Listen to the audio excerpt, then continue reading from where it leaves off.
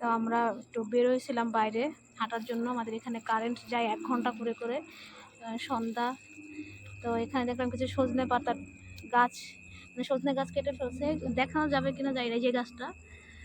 তো আমরা সজনে পাতা নিচ্ছি। আর এই জমিটা হচ্ছে আমাদের নার্সারি হবে। জমিটা দেখতে আসছিলাম আর কি, এসে দেখি যে এখানে সজনে গাছ কাটছে। তো আমরা কিছু সজনে পাতা নিচ্ছি এখান থেকে। তো এই ছোট্ট যে ঘরটা দেখতে পাচ্ছেন, এই ঘরটার ভিতরে টিভি, ফ্রিজ, আলমারি, মনে হয় লাখ লাখ টাকার আসবাবপত্র আছে।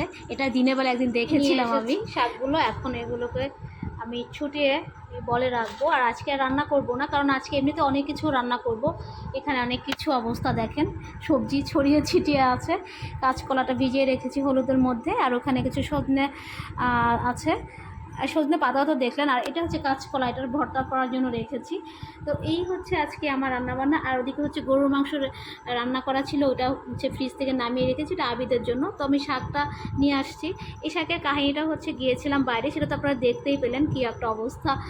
একেবারে আবিদকে দিয়ে কত নিয়ে আসছি। এগুলো হচ্ছে সব বসে বসে বাঁধবো। আবিদ বলছিল আমাকে হেল্প করবে, তো নামাজে গেলো। আমি বললাম তোমাকে লাগবে না, আমি একাই পারবো। তো এই শাকটা বেশ ভালো লাগে খেতে। আমি প্রথম খেয়েছিলাম আবিদের বাড়িতে যেয়ে।